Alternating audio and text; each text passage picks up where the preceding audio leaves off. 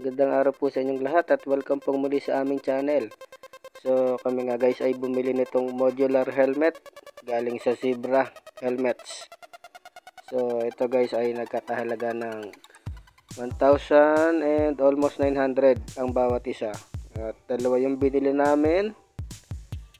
At ito guys yung kanilang packaging. So okay naman yung delivery. Maganda rin yung packaging guys kasi na-amaze kami dito, no? Dalawang balot ng bubble wrap yung ginamit nila, and then yung tape ay ayan. So meron din siyang tatak ng Zebra. At plus point na to para sa akin. Mabait din naman yung mga nagde-deliver. At naingatan naman nila yung ating parcel. So nagkaroon pa nga kami ng shortage sa cash. At pumayag naman sila na GCash yung kulang. Ito nga yung ating external checking.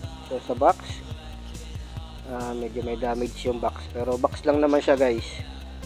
Tapos yun nga yung pagkakarap okay naman, so plus points kay seller.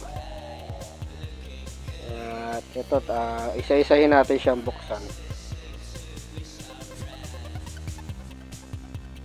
So yung motor nga natin guys, si Toby, ay kulay orange.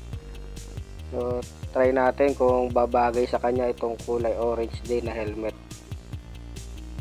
So pa-comment naman guys kung anong saloobin nyo dito, kung okay lang ba na nakaterno ang helmet sa motor. So ayan yung ating helmet. Yan yung ating unang modular helmet.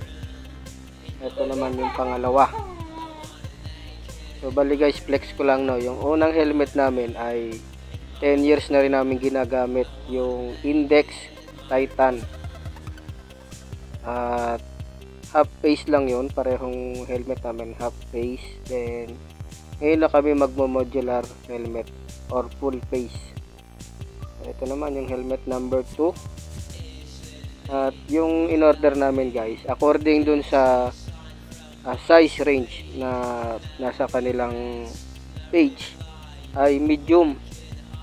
So medyo nagsukat pa kami nun sinukat pa namin yung diameter ng ulo namin at pumasok kami sa medium.